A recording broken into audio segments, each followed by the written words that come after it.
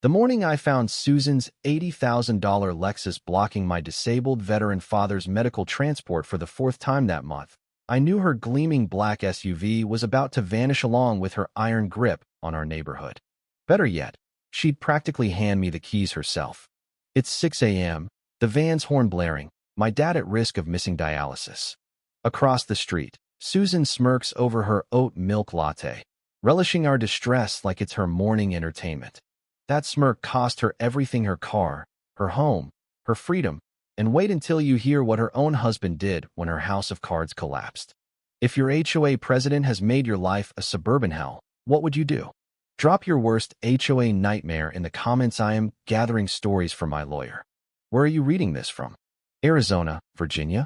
If you're trapped in an HOA, you need to know the 3 laws I used to crush Susan, all perfectly legal. After 47 block driveways, revenge served cold hits harder than you'd believe. Let me tell you how this suburban war ignited. Because Susan Harper didn't just wander into my life, she targeted it like a drone strike on my family's peace. I'm Michael Santoro, a 45-year-old contractor who inherited my grandma's house in Cedar Grove Estates. Grandma Lucia was a legend, fighting the HOA's creation in '92 with the fury of 1,000 Italian matriarchs, calling it extortion in khakis. I miss her grit. 3 months ago, I moved in with my pregnant wife, Emily, 8 months along, and still teaching second grade because teachers are tougher than most. My father, Frank, a Vietnam vet, has been wheelchair-bound since a construction accident tore open old war injuries. He built half of Albuquerque before his spine failed, and all he needed was a ramp to see his grandkids. Enter Susan Harper, the embodiment of a parking ticket legal but vicious. On day 3, still unpacking, I met this 5-foot hurricane in $1,000 heels, her perfume a chemical weapon. That ramp needs board approval, she declared, jabbing at Dad's temporary wheelchair access like it was a felony. Her phone case matched her emerald jacket, which matched her Lexus, which matched her heart: sleek, dark, and overpriced. Dad needs this ramp, I said, watching her tap her screen like she was launching missiles. Committee meets in 8 weeks, she replied, her smile sharp enough to cut glass. That night, Dad tried the stairs and nearly fractured his skull when his arms gave out. So, at dawn, I rebuilt the ramp, drills roaring. By 7:45, a $700 fine hit my door, the paper practically pulsing with her arrogance. Susan wasn't just a bored housewife, she was a real estate agent who'd turned our HOA into her personal fiefdom, her Lexus with its Ho Queen plate a mobile throne. She lived in a 6,000-square-foot eyesore across the street, perfectly angled to snoop on my every move. Her husband, James, owned Harper Construction, my top rival. I didn't know yet she'd cost me $60,000 in contracts. Susan had a system perfected over a decade of tyranny. Crush you with selective rules, document everything while breaking laws herself, and hide behind her spineless board. She thought she was invincible, but she'd just crossed Lucia Santoro's grandson, inheriting not just a house, but her fiery temper, her archive of neighborhood dirt, and her hatred for bullies in designer blazers. The war escalated when Susan targeted my business. I was loading my F-250 at sunrise when she materialized, phone in hand, voice oozing fake concern. "Michael, your commercial vehicle's a problem." She spat, "Commercial," like it was toxic waste. An emergency HOA meeting held while I was laying concrete band unscreened work trucks, slapping me with $200 daily fines. My truck, the one feeding my family, was now a visual offense. Meanwhile, James's Harper trucks parked freely, logos blazing. It hit me like a brick. Susan was sabotaging me to boost her husband's business. I spent a week collecting evidence: photos, timestamps, GPS logs showing Harper trucks breaking every rule she nailed me for. At the next HOA meeting, I seized the projector, flashing images of their violations. Susan's face went from smug to scarlet. "Temporary permits," she stammered. The board upheld my fines 4-1, but their eyes betrayed their fear of her. Then came Mildred Carter, an 80-year-old Spitfire who looked like she knitted scarves but operated like a CIA operative. She slipped me a folder in the parking lot. "Your grandma was my ally," she whispered. "Check Article 16. The yellowed papers revealed Lucia's brilliance. a 1973 clause exempting our property's landscaping business, making my truck untouchable. I plastered Article 16 on my truck, next to a photo of Lucia, giving the camera a defiant salute. Susan's Lexus slowed as she passed, her glare venomous. She'd lost round one, but her white-knuckled steering wheel screamed she was about to escalate. Susan's counterattack began at 5:50 a.m. Her Lexus sprawled across my driveway, blocking Dad's medical van. She claimed she was checking on a neighbor whose house was empty. I lost a $50,000 contract that day. Tuesday, she blocked a cement delivery, costing $700. Wednesday, she trapped Dad's van for 45 minutes. Thursday, Emily, 9 months pregnant, was stuck behind Susan's car during false labor pains fueled by fury. Each time, Susan moved just before cops arrived, her phone flashing a police scanner app. Then Dad spotted our utility bill, envelopes steamed open and poorly resealed. "She's stealing our mail," he said, his combat instincts kicking in. Mail theft a federal felony explained her uncanny timing.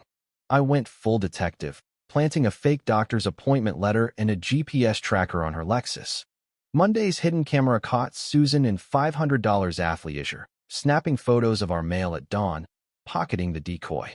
Tuesday, her Lexus blocked my driveway right on schedule. I approached, waving a duplicate letter.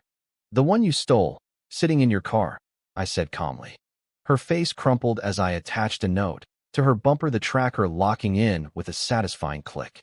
"Drive safe, Susan. Expired tags are costly, right?" Her registration was 8 months overdue, and records showed a suspended license from a DUI.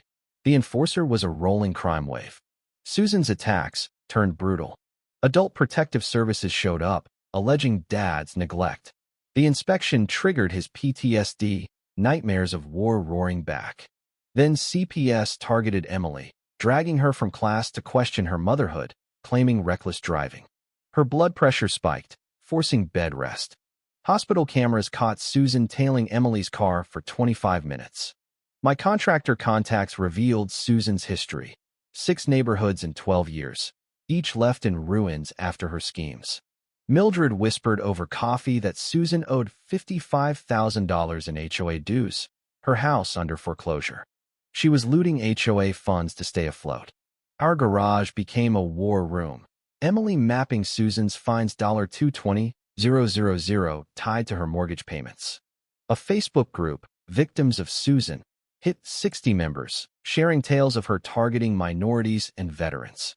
CPS investigator Tom Rivera, a vet, confirmed her pattern of false reports. "Take her down," he said, handing me his cell number. "I'll back you up."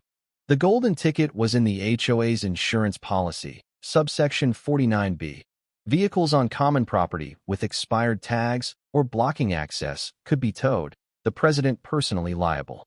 A 2004 survey glitch placed Susan's driveway on HOA land. Her Lexus was illegally parked daily, invalidating every fine she issued. I called my friend Carlos, who owned Albuquerque Towing. "The black Lexus?" he chuckled. "The one whose owner called my trucks a blight? This is divine." We planned the tow for the HOA Gala, Susan's annual throne room, with 300 attendees and media watching. Her own bylaws demanded equal enforcement. Built her own guillotine. 3 days before the gala, Susan slashed my truck's tires, spray-painted my cameras, but missed one hidden in Emily's old birdhouse, catching her in the act.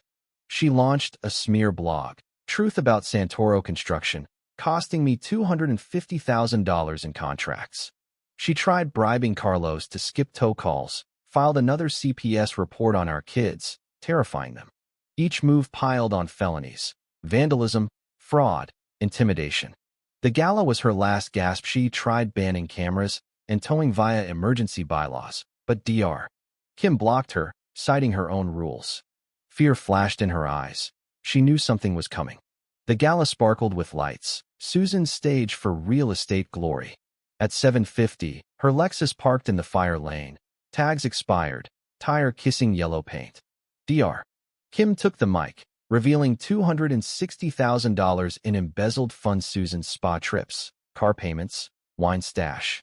The crowd roared as she screamed, "This is illegal." Our lawyer, Lisa Wong, countered with Susan's bylaws, justifying the audit. Then Carlos's tow truck rolled in, lights blazing. Susan bolted outside, yelling, "That's my car," as ex-Marine Diego hooked it up. She shoved him, kicked the truck, and spewed a racial slur that ended her career in HD.